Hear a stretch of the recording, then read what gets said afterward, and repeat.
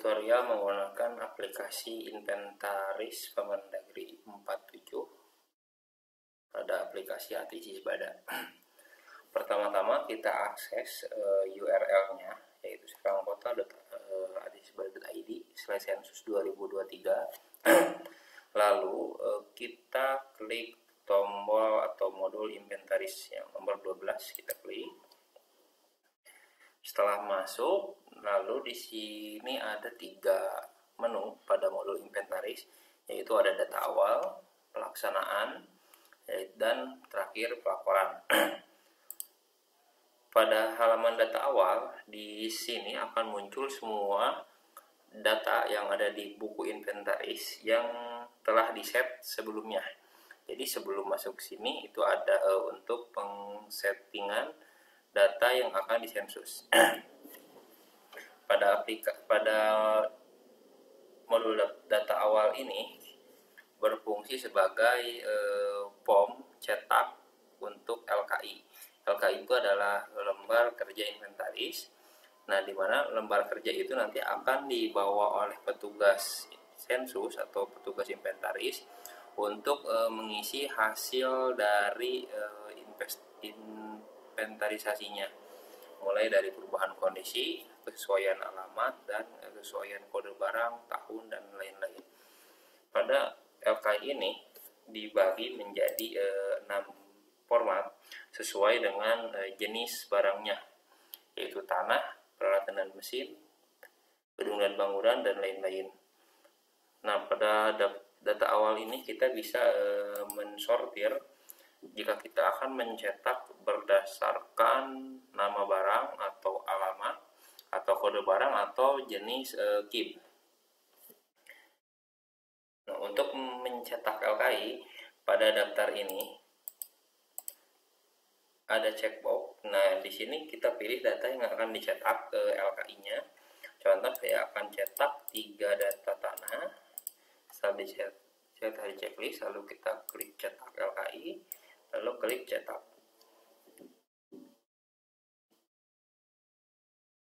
Nah, setelah muncul formnya, ini bisa di print sebagai bahan untuk dibawa ke lapangan pada saat melakukan inventarisasi.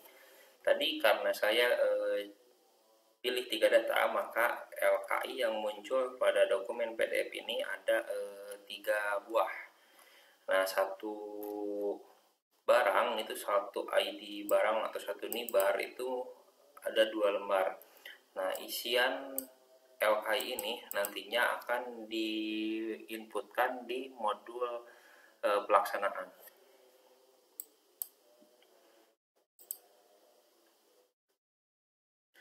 Selanjutnya, setelah LKI yang kita butuhkan di print, lalu petugas datang ke lapangan lalu mengisi form yang ada di LKI ini, maka selanjutnya kita inputkan di aplikasi.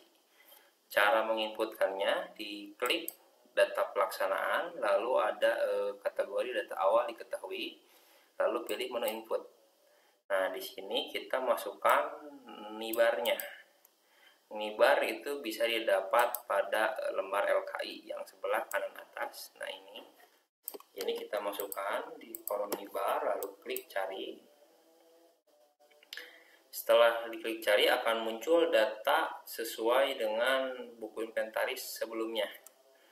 Nah, di sini tugas kita hanya menyesuaikan data ini dengan form yang telah diisi oleh petugas yang terjun ke lapangan. Misal untuk alamat, misalnya ada ketidaksesuaian alamat, di sini bisa langsung diisi. Pilih tidak sesuai, lalu diisikan alamatnya.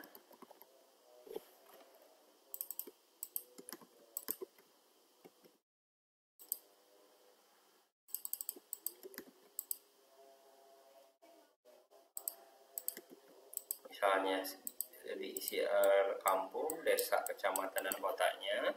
Lalu jika ada perubahan kondisi, misalnya pada saat di buku inventaris baik, setelah dicek ke lapangan kondisi fisiknya rusak atau rusak berat, kita bisa pilih pada bagian kondisi barang, pilih yang rusak ringan atau itu rusak berat.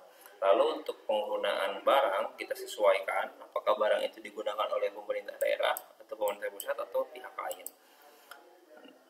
Di sini juga kita bisa memasukkan titik koordinat sesuai dengan isian form yang ada di LKI ini.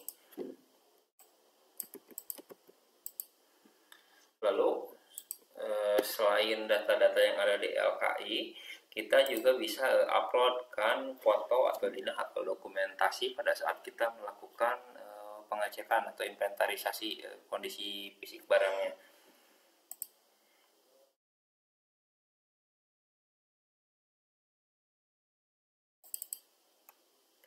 Nah, misal sudah diupload, lalu kita klik simpan.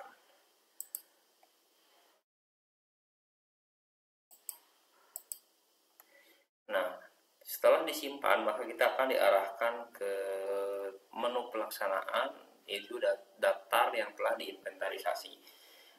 Tadi untuk input kita klik yang menu input, untuk melihat hasilnya kita klik menu yang daftar.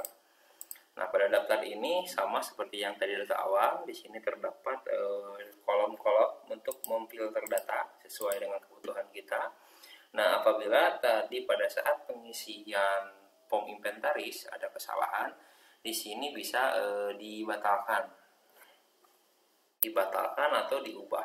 Misal ada ketidaksesuaian data, kita tinggal pilih datanya lalu klik ubah. Kita sesuaikan data yang akan diperbaiki. Lalu klik simpan kembali, maka datanya otomatis terupdate pada daftar pelaksanaan. Nah, selanjutnya di submenu yang ketiga itu ada progress. Progress ini untuk kita memantau sejauh mana proses pelaksanaan inventarisasi yang ada di menu tadi yang tadi kita input.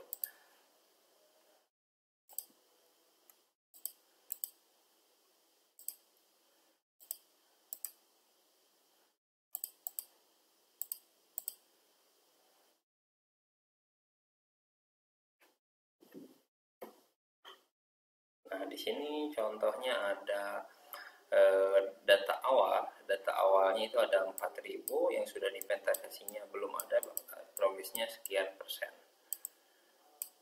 Lalu untuk pelaksanaan itu ada dua tadi, data awalnya diketahui. Nah, data awal yang diketahui ini berasal dari data awal yang kita cetak LKI-nya pada saat tahap pertama tadi. Lalu jika barangnya belum tercatat atau asalnya tidak ada di buku inventaris, ketika kita ingin menambahkan, kita pilih menu pelaksanaan yang data awal tidak diketahui.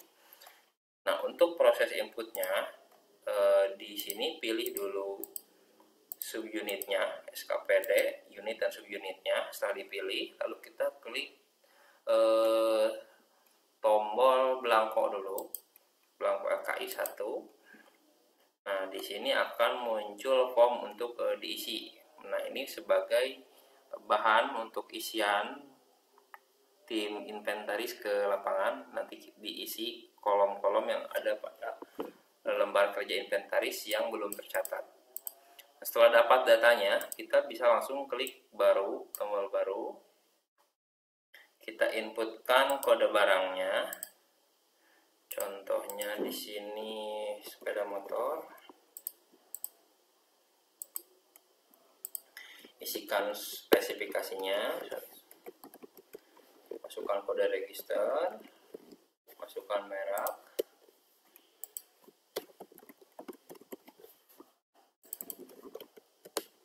masukkan nomor polisi, nomor rangka, nomor mesin, jumlah barang atau luasan, dan harga satuan barang. Lalu inputkan tanggal perolehan barang tersebut. Nah, jika ada alamat, maka alamat dapat diisi. Lalu ada isi data dasar pencatatan. Ini pada dasar pencatatan. Ini bisa diisi nomor surat. Lalu sesuaikan kondisi barang dengan barang yang kita inputkan. Jika ada keterangan atau lainnya kita bisa isi.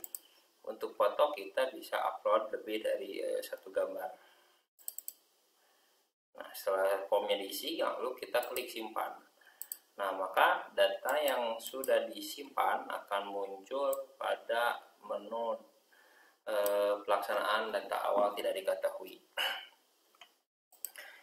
Jika ada kesalahan, bisa kita lakukan edit data atau hapus data.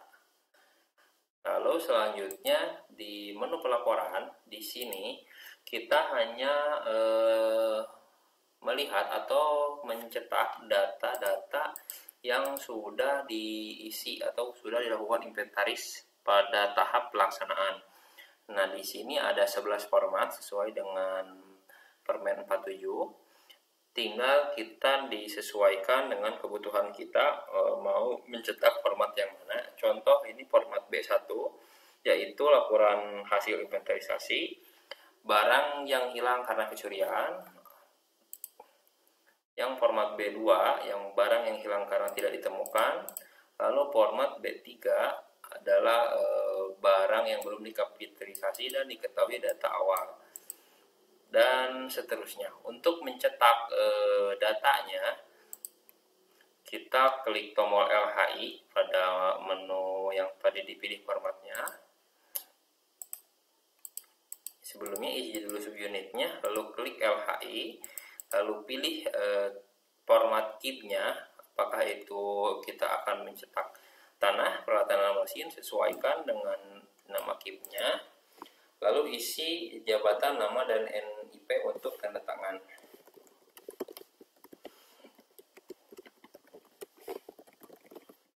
Lalu klik cetak. Nah, maka nanti akan muncul format seperti ini. Lalu untuk di tabel ini nanti terisi oleh data yang sudah kita inputkan sesuai dengan kategori laporan inventarisnya.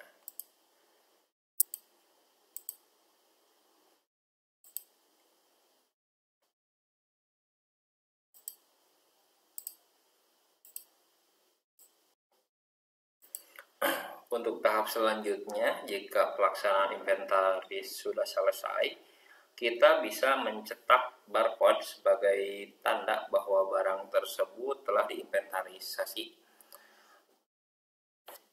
Untuk mencetak barcode pada menu pelaksanaan, data awal diketahui, terus di menu daftar, di sini ada tombol barcode sebelah kanan atas. Cara menggunakannya, pilih dulu barang yang akan dicetak barcode-nya, lalu klik barcode, terus klik cetak.